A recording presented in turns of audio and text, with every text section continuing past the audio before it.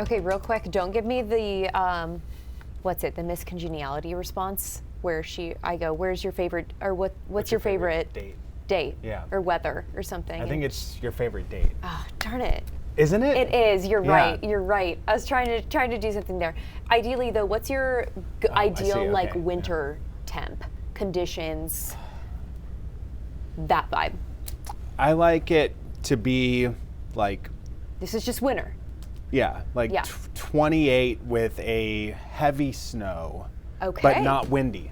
Okay. Yeah, like a peaceful like snow. The snow has fallen. It's like muting the atmosphere. Interesting. It's peaceful. I like it's that. piling up. It's fluffy.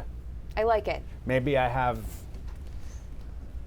a snowman or something brewing with the baby who has never built a snowman. So. Well, yeah, you will have the opportunity. I think we're in the right place for that activity. We are watching a disturbance north of the Great Lakes that will pass us by to the north over the next few days. We'll catch a few passing showers tonight into the foothills and mountains, likely to be a dusting of snow. Close to the coast, it would be just a little brief passing shower, maybe enough to dampen some roads, but nothing significant. I don't think there's any issue tomorrow morning.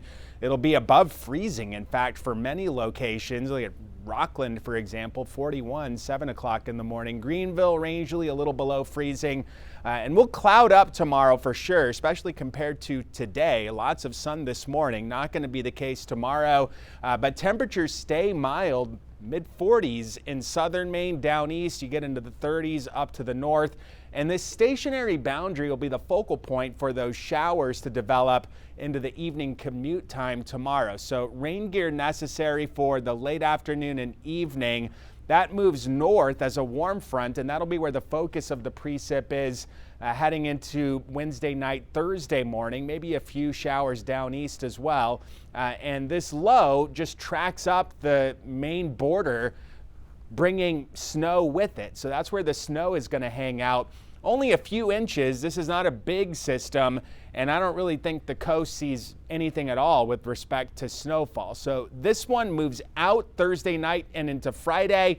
Behind it, it gets cold and blustery. Friday is going to be a chilly day of weather. The wind chill may hang out in the teens all day on Friday, but into Saturday, a warm front comes through. That gets us milder. Saturday's looking like the nicer of the two weekend days. Then this next system crosses the state into Sunday morning. A little more snow in the northern half of the state, but again, it's not looking like a massive snow-producing storm, but it does deliver cold weather. And that cold flavor of weather is going to be something that I think really stands out next week. This is something called the Arctic Oscillation and the North Atlantic Oscillation. And when they trend negative, it tends to coincide with colder weather in the Northeast. So you see Friday, a little dip in the teleconnections, and then a bigger dip into Monday, Tuesday of next week. And on the textbooks, when you're looking at meteorology stuff, it just will vaguely say, yeah, lots of troughs and ridges in the upper level flow.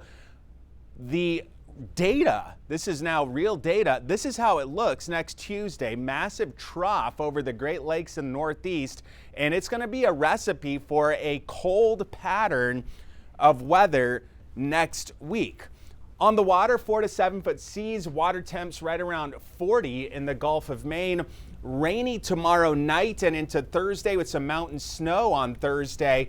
Colder and blustery Friday, highs in the mid-20s inland, upper 20s at the coast. Look at the overnight lows, 12 Friday morning. A little bit milder for the weekend. There's that second snow chance on Sunday.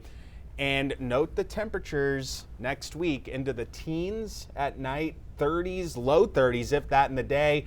And as we head into the mid to late parts of next week, I'm thinking that the temperatures are going to be a little bit colder.